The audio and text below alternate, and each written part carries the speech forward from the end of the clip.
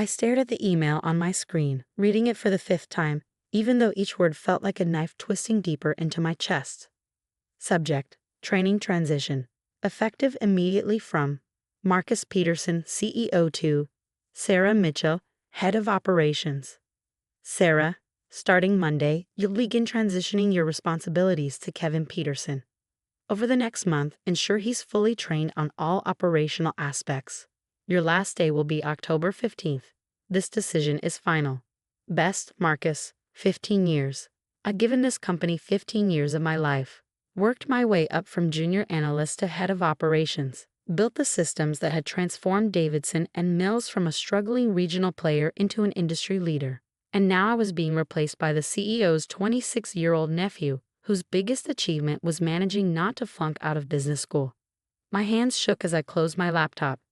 Through the glass walls of my office, I could see Kevin lounging at his desk, feet propped up, watching something on his phone. He'd been here 3 months as a management trainee, contributing nothing except endless complaints about the coffee quality and our outdated dress code. "Come in," I called out at the knock on my door, quickly wiping my eyes. Marcus Peterson himself stood in the doorway, his expensive suit and carefully styled gray hair a stark contrast to the smirk on his face. "Sarah, got my email, I assume." He settled into one of my visitor chairs without waiting for an invitation. "Look, I know this might seem sudden, but Kevin needs this opportunity. He's family, and family comes first." "Marcus," I kept my voice steady, professional. "The Miller merger is in final stages. The new inventory system rollout starts next week. The key for projections." He waved his hand dismissively. "Kevin will handle all that. Just make sure you train him properly. He spends half his day on TikTok."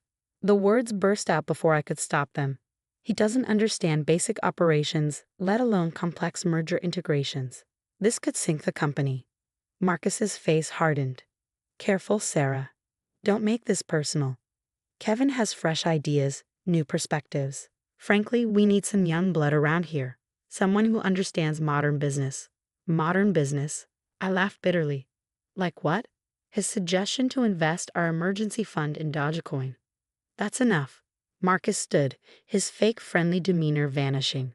"Train Kevin, clear out your office, get your severance, or leave now with nothing. Your choice."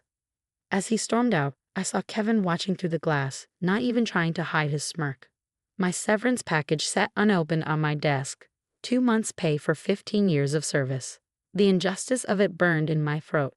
What Marcus didn't know, what no one knew, was that I'd been preparing for something like this for years. Not this exactly, but I'd seen too many talented people pushed out, replaced by Marcus's endless parade of incompetent relatives and golf buddies. I'd watched him slowly destroy everything we built, all while padding his own pockets and his family's positions. So I'd started buying stock. Small amounts at first, whenever I could afford it. Then larger chunks when my investments in other areas paid off. Always through different brokers, different entities. For 3 years, I'd been the mysterious investor steadily acquiring shares, keeping just under the disclosure threshold. Last week, when rumors of Kevin's promotion started circulating, I'd made my final move. One last major purchase, carefully timed and structured. The paperwork was probably sitting on the board secretary's desk right now, waiting to be processed. I opened my desk drawer and pulled out a small leather portfolio. Inside was a single document, proof of my controlling interest in Davidson and Mills, now at 51%. Obtained through careful planning, smart investing, and a lot of patience. Marcus thought he was forcing me to train my replacement. In reality, I was about to become his boss. The quarterly board meeting was in 2 days. Marcus had no idea that while he was busy pushing me out, I'd been quietly taking control of his company. He thought Kevin needed an opportunity. Well, I was about to give everyone a masterclass in real modern business. I picked up my phone and dialed a number I'd saved months ago. "Mr. Harrison, Sarah Mitchell. About that board seat we discussed. I'm ready to accept." The next morning, I arrived early. The office was quiet, most people wouldn't be in for another hour. I needed this time to prepare, to steady my nerves. The document confirming my controlling interest felt heavy in my bag. I walked past my office, soon to be Kevin's office, according to Marcus's grand plans, and headed to the conference room. Started setting up my presentation, the one I've been perfecting for months. The one that would detail every questionable decision, every nepotistic hire, every financial misstep Marcus had made over the past 5 years. Bit early for a terminated employee, isn't it? I turned to find Marcus in the doorway, coffee in hand, looking smug. Board meetings not for hours, and it's closed session anyway. No need for any last-minute presentations. Actually, I smiled, feeling surprisingly calm. I have every right to be here. In fact, I need to prepare. It's my first meeting as majority shareholder. The coffee cup slipped from his hand, splattering across the carpet. What did you say? I slid the document across the table. 51% Marcus. Through completely legal, properly documented stock purchases over the past 3 years. You were so busy watching your nephew's TikToks, you never noticed who was buying up your company. His face went from red to white as he scanned the paperwork. This is impossible. You can't afford. You're just an employee. I finished for him. You never did bother to acknowledge my contributions properly. My bonuses, my stock options, I invested every penny. While you were busy installing your family members in cushy positions, I was quietly becoming your boss. The sound of voices in the hallway made him jump. Other early arrivals starting their day, unaware of the drama unfolding in the conference room. You can't do this, he whispered, but his voice had lost all its previous authority. The board will be very interested in my presentation today, especially the part about the money you've been funneling to your brother's fake consulting company. Or should we discuss Kevin's proposed Dogecoin investment first? He gripped the back of a chair, knuckles white. What do you want? Want? I logged into my laptop, pulled up my presentation.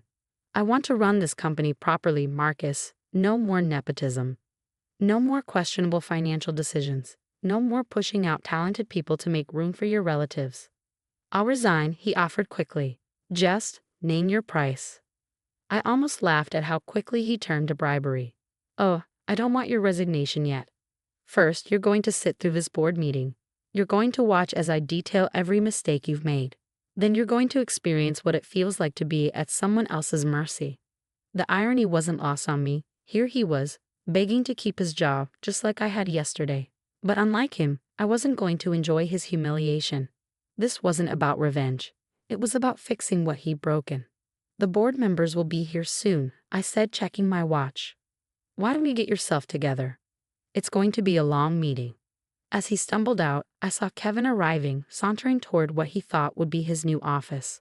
He had no idea that his cushy promotion was about to evaporate along with all of Marcus's authority to grant it. I'd worked 15 years to build this company into something special. Now I had the power to protect it, and everyone else Marcus had tried to push aside. The board meeting was about to change everything, and I was ready. The boardroom filled slowly. I recognized most of the faces. Elderly men in expensive suits who'd rubber-stamped Marcus's decisions for years. They barely glanced at me as they took their seats, probably assuming I was there to take notes or serve coffee. Marcus sat at the head of the table, his usual confidence replaced by a sickly pallor. His brother James, Kevin's father, and another board member kept shooting him concerned looks. I noticed Marcus hadn't warned him about what was coming. Before we begin, Marcus's voice cracked slightly. There's been a development. Ms. Mitchell has some information to share. All eyes turned to me, most expressions ranging from confused to annoyed. James Peterson actually checked his watch. Thank you, Marcus. I stood, placing my documents on the table. As of yesterday, I am the majority shareholder of Davidson and Mills, holding 51% of voting shares. The reaction was immediate. James Peterson jumped to his feet, face red. That's impossible. Where would you get that kind of money? I smiled, sliding copies of my documentation to each board member. 15 years of bonuses, stock options, and smart investments. Every purchase properly documented and legally executed. You can verify with your own attorneys, but I assure you it's ironclad. This is absurd, James sputtered. Marcus, do something. But Marcus just stared at the table, knowing what was coming next. Now let's discuss some concerning patterns I've observed. I continued pulling up my presentation, starting with the $2.3 million in consulting fees paid to Peterson Analytics last year. James went pale. his consulting company, the one that had never produced a single report or deliverable. Or perhaps we should examine the 7 executive positions currently held by Peterson family members, none of whom met the minimum qualifications for their roles. I clicked through slides showing their resumes or lack thereof, including the recent attempt to install Kevin Peterson as head of operations, despite his complete lack of relevant experience. The other board members were flipping through my documentation now, their expressions darkening as they realized the extent of the nepotism and mismanagement. This ends today, I stated firmly. I'm implementing immediate changes to protect this company's future. What followed was the most intense 3 hours of my life. I detailed every questionable decision, every wasteful expenditure, every instance of nepotism that had weakened our company. The board members, many of whom had dozed through previous meetings, were now fully engaged. By the time I finished, the mood in the room had shifted dramatically. These men might have been Marcus's golf buddies, but they were also businessmen who'd invested heavily in Davidson and Mills. They couldn't ignore the evidence of mismanagement I presented. I moved for an immediate vote of no confidence in Marcus Peterson as CEO. Richard Harrison, our oldest board member, announced. Others quickly seconded. Marcus finally found his voice. You can't do this. This company has been in my family for 3 generations, I cut in, and you've nearly destroyed it with your nepotism and mismanagement. The vote, gentlemen? It was unanimous. Even James, seeing which way the wind was blowing, voted to remove his own brother as CEO. Ms. Mitchell, Harrison turned to me. Given your controlling interest and evident understanding of this company's operations, I move to appoint you as interim CEO. All in favor? Another unanimous vote. Marcus slumped in his chair, defeated. My first act as CEO, I announced, is to terminate the employment of all unqualified executives, effective immediately. Mr. James Peterson, your consulting contract is also terminated. Security will escort you to clear out your offices. As if on cue, security appeared at the door. I'd arranged this days ago, knowing how the meeting would end. You can't just throw us out, James protested. We built this company. No, I corrected him. The employees you exploited built this company, the ones you pushed aside to make room for your family members. That ends now. As security led them out, I could hear Kevin in the hallway, his voice rising in protest as he realized his cushy future had evaporated.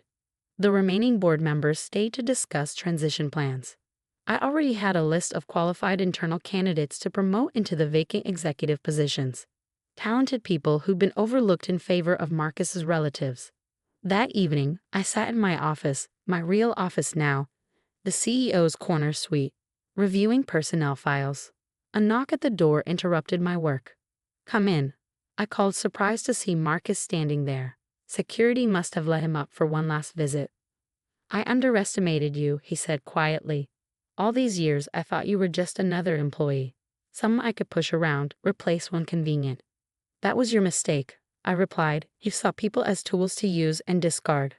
I saw them as the heart of this company. He nodded slowly. The board approved your reorganization plan. James is furious, threatening to sue. But we both know he won't. Too much would come out in discovery. Was there something you wanted, Marcus? Besides stating the obvious, he pulled an envelope from his jacket. My formal resignation. I assume you were going to demand it anyway. I took the envelope, not bothering to open it.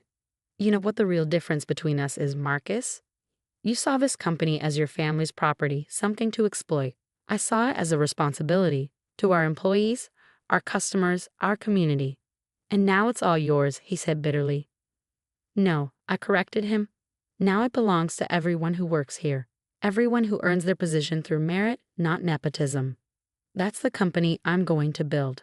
After he left, I walked through the quiet office. Most employees had gone home, but a few lights still burned at distant desks, dedicated people staying late to finish projects, unaware that their workplace was about to transform. Tomorrow would bring big changes. My first company-wide memo was already drafted, announcing the restructuring and new opportunities for internal advancement. The qualified employees Marcus had overlooked would finally get their chance to shine. My phone buzzed. A text from my mother. Saw the company announcement, CEO. Why didn't you tell me? I smiled, remembering all the times I'd wanted to share my plan but couldn't risk it leaking.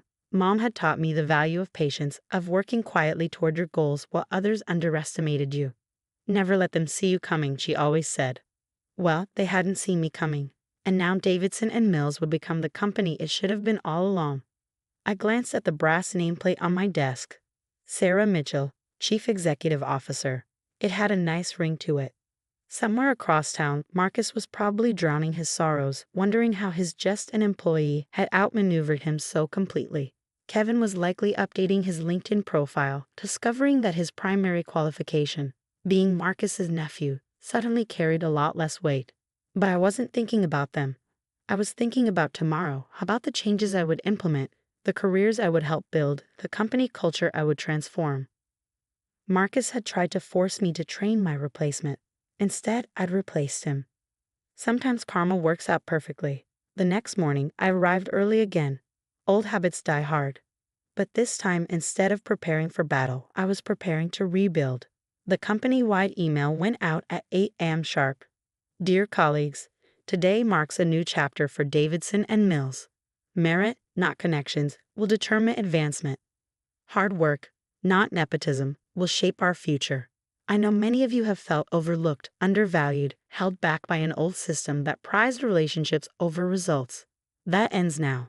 In the coming weeks, all executive positions will be open to internal applications. Every employee will have a fair chance to advance based on their qualifications and contributions. This is your company too. Let's build something extraordinary together. Best regards, Sarah Mitchell, Chief Executive Officer. The responses started flooding in immediately. Messages of congratulation, of hope, of relief that things were finally changing.